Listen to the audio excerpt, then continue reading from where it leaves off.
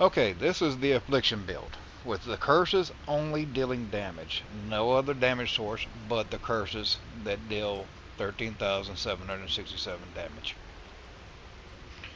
Alright, let's start it off with 2 out of 5 in a reap, just to get it over here. We want 3 out of 3 in a huge flesh. 1 out of 3 in the unliving, because we have to have an extra point somewhere around here, and that's good enough. We want blood mist, and we also want it to leave a corpse every second. We'll be using this a lot. 1 out of 5 in a corpse explosion. Main reason is to get it over here to turn it into shadow damage over time, because that is a source to keep that affliction up to 15% increased damage. It just helps keep it up, having that damage over time. Then of course 3 out of 3, because we're dealing a lot of damage for seconds after consuming corpse, and we want that. Your barrier out of necrotic fortitude. Now you can switch these 2 out however you see fit. Titan's Fall, 1 out of 3. It helps. I mean, you keep fortified pretty good. We want 1 into maiden, and of course we want the heal, and we don't want it to cost essence. So all the way out here to abort. And all we need is 1, because it is not dealing the damage. The damage is coming from Affliction. Then, of course, we're going to be doing a lot of cursing, so yes, of course, amplified damage. And we will be using Decrepify also. We wanted to come out here, and we want to reduce cooldown, because that's going to help with Soul Rift, and Blood Mist, and everything else. But those are the 2 main ones. Let's see. Of course, we want Death's Embrace. We always want multiplicatives. Movement speed is good. Lucky hit chance, yes, works off of a lot of lucky hit chance. So yes, lucky hit chance. 1 out of 5 in the corpse tendrils. Main reason is for the stunning, the crowd control, slowed enemies, and vulnerable. All these right here, they add to the uptime on Affliction. And of course we want 3 out of 3 in necrotic carapace. That way you get some more fortify along with this fortify. So yes, it stacks up a little bit. You can go more into fortified damage if you want to, whichever way. This here is dealer's choice on what you want. And of course get all your dark, because we're going to be doing a lot of dark damage. That's where most of it's going to be multiplied. Soul Rift is not doing the damage. What we're getting off of Soul Rift is the 30% multiplicative damage and the vulnerability in a wide area. This is very important to this build. This is where you're going to do a lot of your damages while Soul Rift is active. The last about 5 seconds. The first 5 is you're trying to get the souls to build up, and you're going to be doing that a lot in Blood Mist form. So you pop this, you hit Blood Mist, you go around, you create some corpses. As soon as you come out and everything's starting to get tendrilled and exploded on and everything, then you start blowing the hell up. That's the main run of the build. Of course, it lasts for 5 seconds after once you stack it all up. And yes, we want finality because it gives us a little boost. While this is getting its multiplicative going, you've got another multiplicative to help carry you. And we're not using any minions, so yes, we're going to sacrifice. And damage reduction for sacrifice. We'll take Inspiring Leader. These points can go anywhere you want. If you've got plenty of crit strike chance, then yes, I say put it somewhere else. But you can put it over here with the Titan's Fall or something else. That's dealer's choice. And then of course we want Affliction. Now the key setup here is we want to pop Soul Rift, hit your Blood Mist, run around and hitting all your targets, creating corpses because you're dealing damage. So you're going to be creating corpses off of the damage, plus it's going to leave a corpse behind. So it helps get Tendril and Torso Explosion going, plus everything's vulnerable. You're going to be hitting all 3 marks before you ever come out of blood mist. You're going to be enemies are going to be vulnerable, crowd controlled, and shadow damage over time afflicted. So you're going to be hitting on this on. I got it where it's 100% uptime on this going. Once it gets rocking and rolling. Now, until in between there, it's kind of hard, and we're going to lean on our mercenary to help get the first stage going with vulnerability. But this is the build in a nutshell and why it works this way. Iron Maiden and Decrepify will rarely work on its own. If you hit anything with it, it will not do much of any kind of damage, if anything, unless you can get it to do the stun. Then Iron Maiden will take over and start doing some damage. But until then, you can sit there and whack anything you want with it, and it's not doing anything. Now, once you get the mercenary set up, and we want Altkin. Now, this is very careful here because you will be making everything vulnerable, but you also are vulnerable. So you got to stack in the defense for this. If you might be a little squishy to start off with, and it's a little tricky to play with until you get the hang of it. Because you are vulnerable, you will be taking a lot more damage than you normally would. But we take it down to Haunt. That gives us, he does some damage, shadow damage, and he also haunts and gets everything going, so he makes things vulnerable. That's his number one thing with this. It's a 14-second cooldown, but this has a good uptime on it by itself on keeping everything vulnerable, just to run your gear until you can make it vulnerable and everything yourself. Now I've come down here for more shadow damage, and it changed tethers, and it inflicts shadow damage over time, which is another affliction. It doesn't have to come from you, as long as they are afflicted with vulnerable and shadow damage over time. You can do damage. It won't be great, but you can do damage. In open world, you can, with this setup right here, you don't have to cast anything, and you will kill everything, all the little minions, and you can walk around the elites and they'll eventually die. And then we go into here and we do the shadow damage around them, or you can come over here and add cooldown to his Chain of Souls. But either way, these two things right here are crucial to keeping everything going in between. It's not 100% uptime, but you can do some damage and have a little fun with it and just kind of walk around and kill things.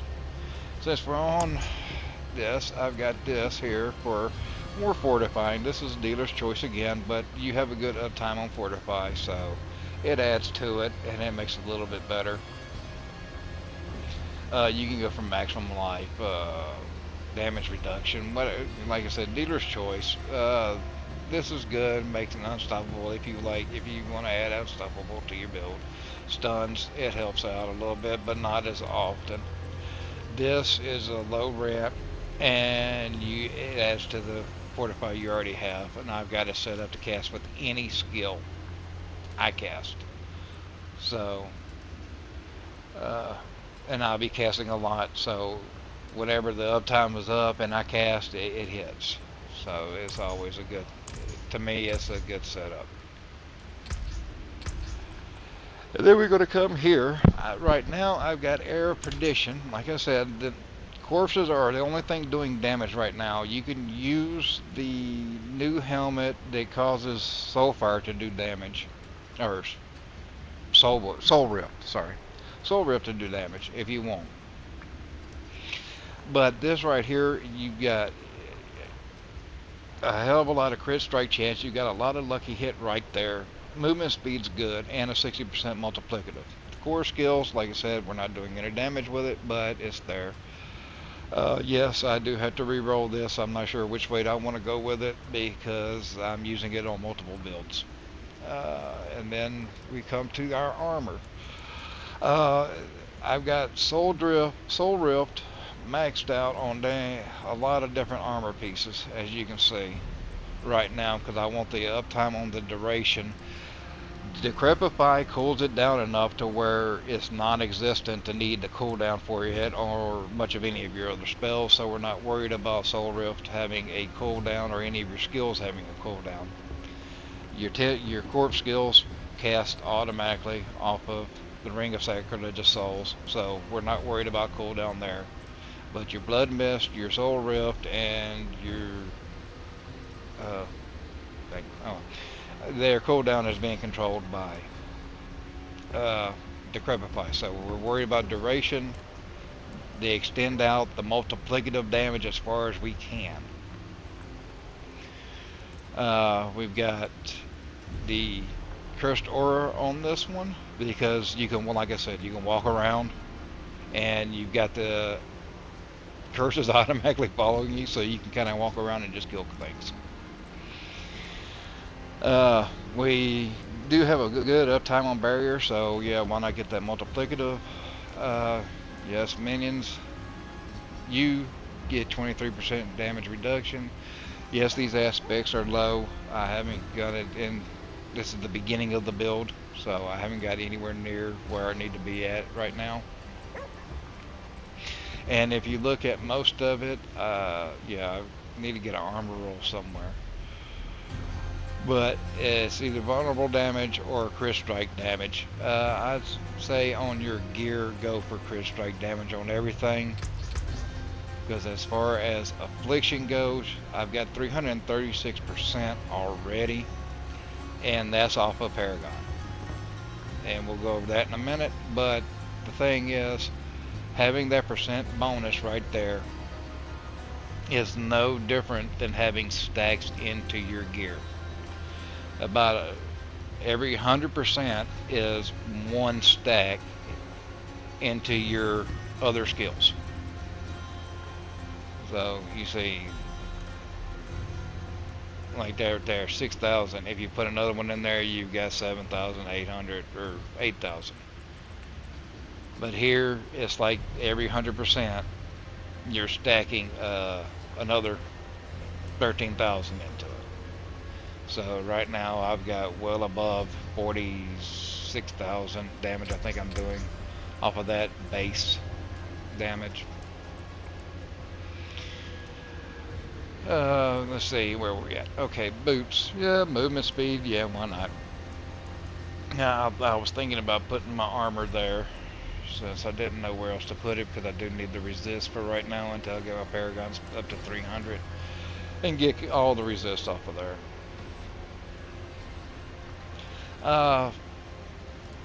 With the sacrifices being the way they are, I was going for sacrifices, trying to get the most bang out of the buck for it instead of anything else that I've got. I wasn't sure if putting the barrier here or anything else, but right now this is what I've got, and it's been doing pretty good. I'm going to play around with it later, but for right now, I've got sacrifice into it, and I do enough crit strike chance that I don't really need a lot of it. Lucky hit is a lot more important, but yeah, off of that helmet you get all that, so able to just go crit strike damage, vulnerable damage, max life, things like that, things you wouldn't normally get off of your gloves and your rings. And yeah, crit strike damage, just straight crit strike damage is all we want on gear. Yeah, lucky hit chance, and then of course the Sacrilegious Souls. Yeah, it did. Grim Harvest is the main one you want to get into on that. I'm at 200% max movement speed now, so yeah. Grim Harvest is the main thing you want off of it to try to max out. And of course on here we've got the Battle of the Damned for the extra 60% shadow damage. Like I said, these can be changed around. The Conceited, the Damned, Grasping Veins, and Sacrifice can all be changed around to suit your needs, maybe get a little bit more out of it. Oh, the boots, I've got this. Iron Maiden is now also Darkness skill. and deal shadow damage, and that's just to bump it up a little bit and to add the extra effect of being stunned. Just trying to get the crowd control, vulnerable, shadow damage over time effect up 100%. Keep it going so that you always have that 15% multiplicative. Alright, now here we go. Yeah, crit strike damage. That's the main thing. You'll see a theme here, and I haven't done from much synergy, just straight up multiplicatives. Vulnerable damage and shadow damage. And then you get the multiplicatives off of that for the sacrifice. You get 60% for the mages and 60% for the warriors.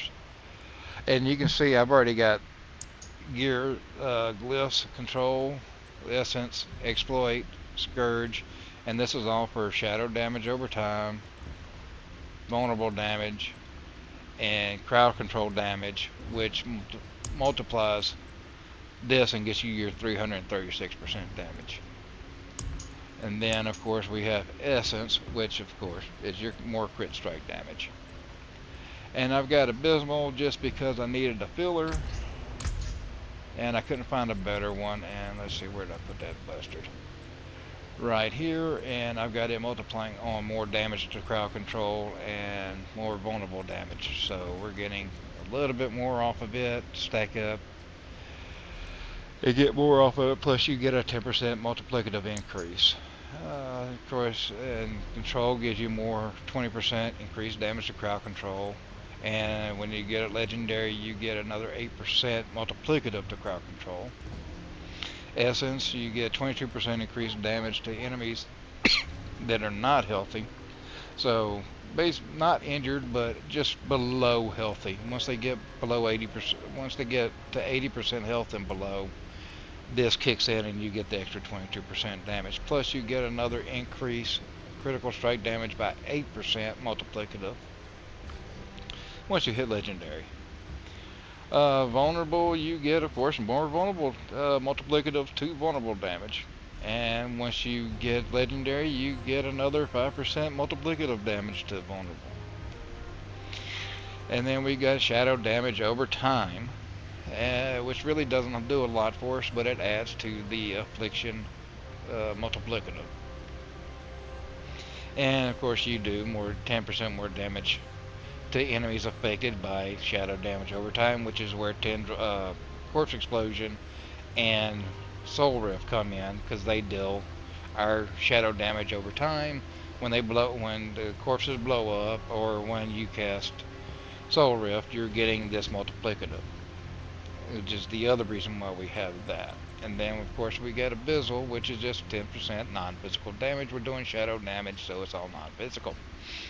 And then once we do get it up to 46, it will be legendary and get another 5% multiplicative to non-physical. Now as for boards, the starter board is laid out similar like this. We want to get resistance here, we want to get our damage and max life here. Of course this is where exploit sits right now. It's one of the better boards that I've got that have enough dexterity. And then we want to get damage, and then damage to elites, so why not? Of course we want to get vulnerable damage off of this board here, which is frailty, which gives you cursed enemies take 10% increased damage from you and your minions. And who doesn't want more multiplicatives? And of course you increase this by 10% each second they are cursed. We're going to constantly be cursing enemies. There's no way you cannot hit 40% with this build. Impossible. So you will always have that. I wish there was a way you could reapply curses and extend it out or something and make it grow, but yeah, they kind of... Blizzard sucks with every other thing but Spiritborn at the moment. But of course, off of this one, we want our vulnerability damage, intelligence, and whatever. And of course, more damage to crowd control, which gives us, because we're multiplying it, it gives us more and increases our affliction damage. And then of course, more shadow damage over time. And then we come over here, we get a little attack speed, but max life. Really want the max life. And we come over here, we have bone graft. We're not getting this no because we're not doing any bone damage. I'll be doing another build later that does this. Now, of course, we want the critical strike chance. We want the damage reduction and resistance. We want the resistance to all and max life. We want all that good stuff. And then this is where Essence sits with the critical strike damage. And then we have Splinter, more critical strike. And then we have bone damage because we have to have it to get to these dexterity. Love the way Blizzard does this. And the next board will be Flesh Eater. When you consume corpses, we will be consuming them regularly. And you get a 40% increased damage, which is one of the more reasons to go through the mob with Blood Mist to try to get as many corpses spawned so that we can start consuming them as fast as possible and get to this bonus. And then we go to Erudite to get more resistance and max life. Max life is more important. We want damage, and we want damage to elites. And this is where Scourge will sit, because you've got a lot of intelligence here for damage over time, which we really don't need that much of other than the multiplicative for Affliction. We swoop over here and we get damage to injured enemies and corpse attack speed. That's trying to beef up how many times the tendrils and everything can strike, but you can only do it because of the ring. So you rarely will be doing it by yourself. So we're going to get Wither. And now why I've got this damage over time, we'll get this 210% damage bonus and 45% chance at it. It's not really that important for this build, but I figured what the hell. And then we will damage reduction from shadow damage over time, because we will be doing a lot of it. There'll be a lot of uptime, and then get more max life. Shadow damage over time for the multiplicative to Affliction. Shadow damage because we are doing shadow damage. And this is where control will sit, because you've got a lot of intelligence here as well. So control and Scourge might swap out, because I'd rather have more control damage than shadow damage over time, but we'll see how it plays out. And then of course damage to shadow damage over time affected enemies. And that's pretty much the boards. Let's see if we can get a better picture. There you go. There you go. There you go. And there you go. Let's see if we done that. Imagery and everything. And as far as runes, as you see, I have dexterity in there. You would really want intelligence in both of these. Of course, your armor over here. Right now, I have Zack's Zale, where I get more max life. And I have, of course, Becoming Injured gives you Earthen Bulwark, which comes in handy. Once I get tagged, Earthen Bulwark kicks in and takes a lot of the damage and usually stays. I've got a high duration on it because I'm using Becoming Injured as its generic. I'm not using it to actually make my barrier. I'm using it to escape death. And the same thing here, because I don't have much else to give me more power, to be able to get more power where I want it. I'm using this, and it's a good escape combined with this, because usually when I get injured, and this is starting to feel like Bulwark kicks in, home. I pop my potion, and I get 20% max life on top of it. So I'm getting higher defense, and my survivability is going up. Basically the way that goes. Yep. Alright, let's do a run. And this is just simply tier 3, but that's what we are. Like I said, this is not a pit pusher, it's a fun build, and it was just a, more or less, what the hell? So basically you want to come in here, creeps, and once they start pulling, you come in and you cast Soul Rift, and then you just spam the hell out of the damn curses.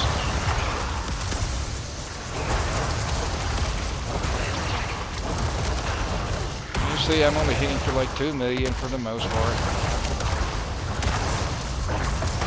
Blood mist, get some curses, get some things going, and then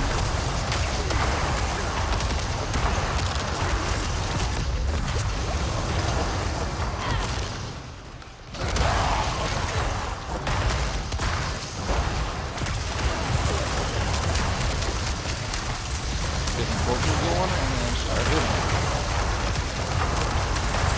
I'm just holding down Iron Maiden, and I'm spamming Decrepify. That's all I'm doing.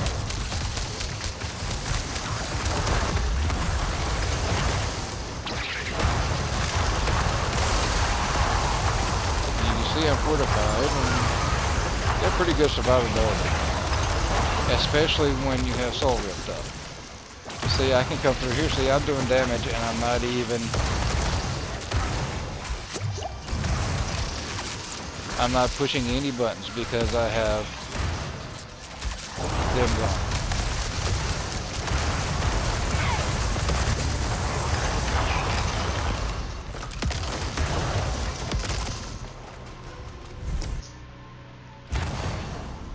Let's see. See, popped them, boom, and they're dying. Now that's better if you can actually push Soul Rift and then hit Blood Mist. It usually works better.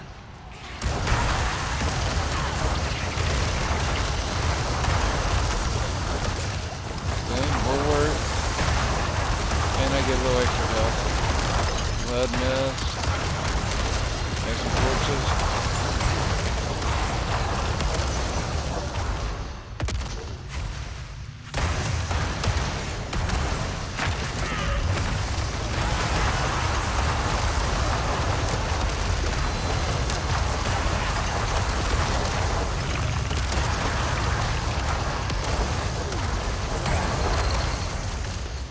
I'm not really hitting for a lot of damage right now. I mean, hell, you can sit there and see some of them ain't even hit for 90k. But there's some hit for 4 million, and I think that I've maxed out around 15 million for my highest.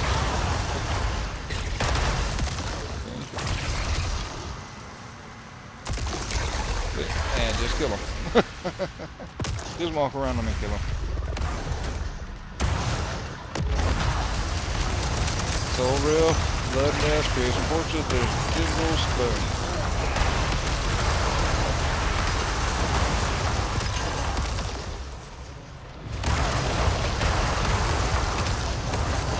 And maybe, and you can see how fast it's cooling down.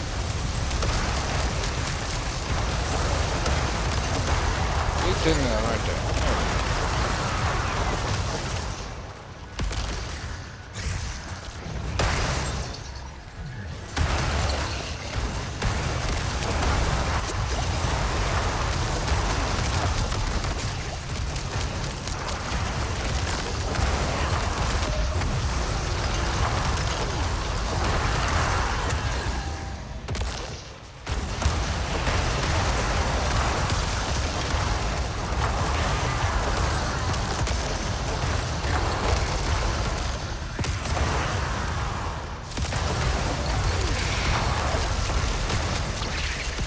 Corpses.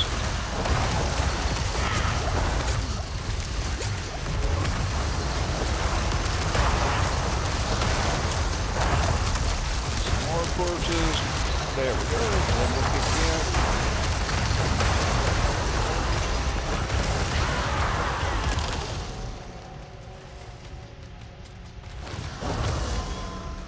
This is actually taking a little bit longer than normal.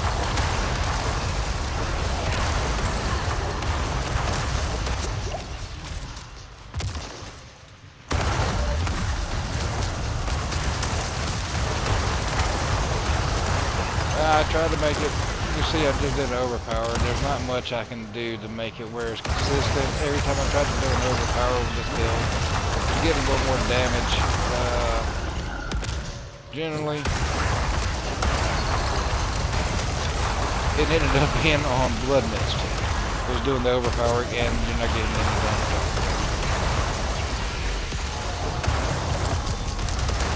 Corpses. Oh, shite. I got my butt handed to me. Got a little cocky. But yes, you're always on the end. And you just...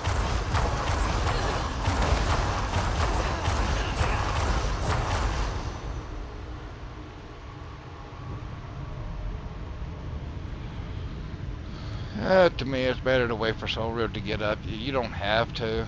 You could actually go in there and do it pretty good, but it's quicker if you have Soul Rift off a cooldown. When you go in.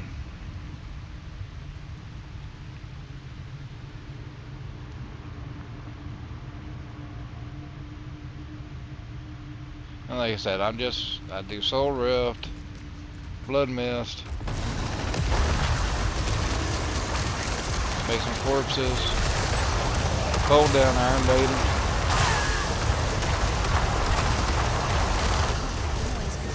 and spam the Decrepit Clock. I can't see the other bosses or the shadow bosses.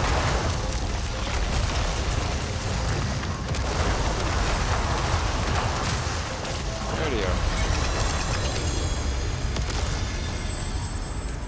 And that's the Affliction build with